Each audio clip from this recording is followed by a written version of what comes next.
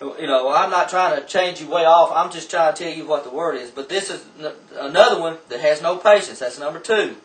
Now, number 3 is, now he who receives seed among the thorns is he who hears the word, and the cares of this world and the deceitful of riches choke the word, and he becomes unfruitful. Tithing. Everybody don't want to tithe. Most people don't want to tithe. They don't want to seed. They don't want to, sow anything. And okay, so I tell you to do this, and then because of cares of this world, I can't pay my electric bill if I do that. I can't have no beer this weekend. I can't party next week. Can't buy that new dress. Can't buy that new dress. Can't do this. Can't have them cigarettes. Can't have that whatever it is. I always say, if you give as much to God as you do your sins, you'll see your life start changing. You may get some of those addictions out, and you'll become richer. And richer. But all the deceitful of riches choke the word, and there you go again. You might even start to tithe or start to give even. And this is another teaching that we get into later, where you start. You may start at 1%, but give something. But what happens is, as the pressure comes and the choking comes and the cares and the deceitful richness, you start thinking about what else I could do with this money, right. And then you quit because you don't have the patience to wait on God. Mm-hmm. So there we go again. Then 23 says, but he who receives seed on the good ground is he that hears the word and understands it, who indeed bears fruit and produces such 100-fold, some 60, some 30. Okay. Do you understand where it says bears fruit and produces? That's patience. Mm-hmm. You're waiting. Fruit does not bear overnight. No. It's patience, believing the word, understanding the word of whatever circumstances you're in, and waiting on God to deliver. Mm-hmm. Patience, having patience, and what did it say a while ago? Lacking nothing. Lacking nothing through patience. In other words, being mature enough to wait on God and believe in His word till it comes to pass. And that's why some 30, some 60, 100-fold. It might be that you still 100-fold is really standing. 60-fold is standing and standing and standing, but just not really getting it. But 30 is it's always a help. Like I sow this time. Okay, say I sow this time, or I start sowing in a couple of months. Okay, a little bit comes in, and then I stop. Mm-hmm. Well, they'll say, it didn't bring in as much as they said. It didn't bring 100-fold. No, it may. If you just like that, as you continue to sow, you're not sowing 100-fold probably of what you got. So why would you?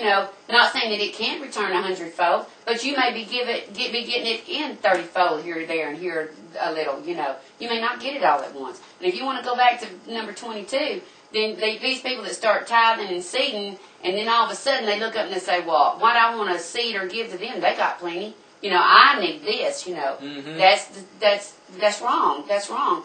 If you would do what they're doing, because most of the time if they've got it, they've been seeding and tithing. Right. They're walking in the Word. They're doing what the Word says.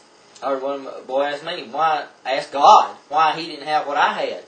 I'm not bragging on myself. I'm just saying this is what this boy said. And I didn't answer him. And then the next day he told me, he said, God told me because I don't give what you give. Mm-hmm. And it goes back to that. 30, 60, and 100-fold. Well, there you go again. I used to say,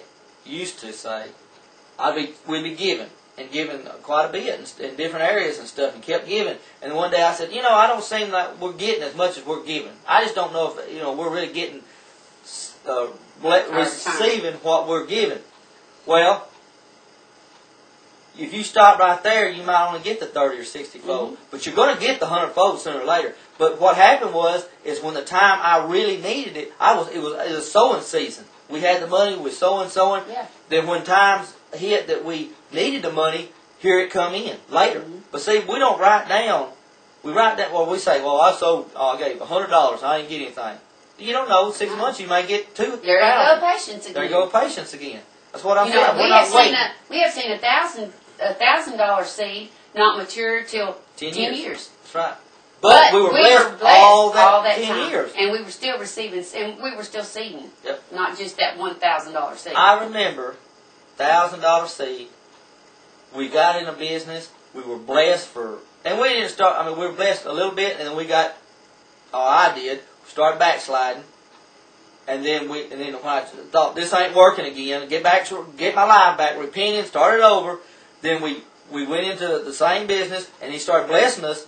But 10 years later, we got the 100-fold. That's right. But we didn't get it all at once. It took us 10 years. Right. But we probably got no telling though how many fold over those 10 years that we got. That's right. But we assume that we're not getting it.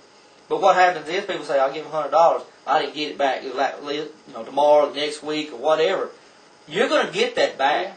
Yeah. I guarantee you somewhere. But what happens is you start writing down what you sow, and then whatever extra money raises, somebody gives you a gift, somebody gives you something, you sell something for a good price. All this is part of it. Right. It just don't drop out. And I always thought, I know we said it, and I was wrong at that time. I said, why do we have to work for all our money? Mm-hmm. And we were making good money. We were blessing people, and I thought, I don't know why we just can't get blessed. Why people can't just give us money? Well, he was supplying us money, and I was so into other teachings that I thought it had to be somebody walk up and give me $10,000 or something, or $1,000 to be in it. And he was sending people in every day in our business to bless us and buying our product. And that's where our blessing was. That's right. I mean, I'd love to have that blessing back, like that again. So you may be in a business where he blesses that business. You may be not being able. You may not have things break down. Right. You may have different ways of. If you do, then the money will be there that you can fix it. Also, in this deceitfulness of riches in verse 22, we're talking about you tithe and you seed. And then people get frustrated, and patience didn't there, and they said, "Well, I'm not going to give to them because they got plenty, so I'm gonna." So then instead of giving to God, because you're not giving it to that man anyway, because when you sow or you tithe or you seed, you're not just giving it to that person. You're doing it. Your heart should be on God, because it's God that tells you to do this. Right. God's the one that you're giving it to for your spiritual blessings. Okay. Then they said, "Well, I'm not going to do that." So instead, you go give it to the man that's producing the alcohol, that tobacco that's got bigger riches than what you were given to in the first place. Yep. But that's okay, because when you do that, what does tobacco and alcohol do? It takes your life. That is sin, and it's going to take your life. It's death, and it will produce death. Only when you seed and give to the kingdom of God, and that's to spread the word and to get people to do the word. And this is not just to make you do something. Mm-hmm. This is to help your life be better.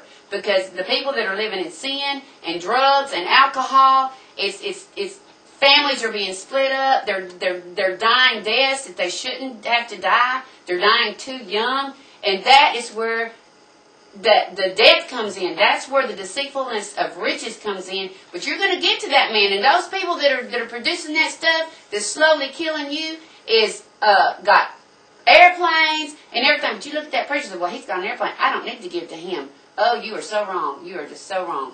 They don't go ask that guy when they go to the liquor store what he's driving. No, they sure don't. They don't ask because they're getting something for it. That's right. But they don't get life through this word that's being taught. And we said before, we're not begging anybody. Mm-mm. We're just telling you, you're either going to, those parables, you're going to read them again, and what we're teaching you, you're either going to accept or you're going to snatch it away from you, and you're not going to produce anything. I'm just saying, we're not getting on tithing as much, because we've got messages, lessons about that too, messages. But what we're talking about is patience. Waiting on God. He's blessing you. Like I said, we had a great blessing in a business, and we didn't even realize. We knew we were blessed, but then Satan turned it around and had us complaining about making good money. Exactly. And I've even complained about not having nowhere to give it. Mm-hmm. To bless, I don't know why we have to give it. Well, thank God we work, because now I've seen in the 10 years after we got out of that, then at times we needed it. It was there. That's right. It was there, And you look around and say, well, we just don't have. We do. We have been blessed. Oh yeah. You just look around at the other people. Just look at the other people, and then you can see how much you are blessed. But we got to have patience on a lot of things, and we don't want it. We were microwavable people. But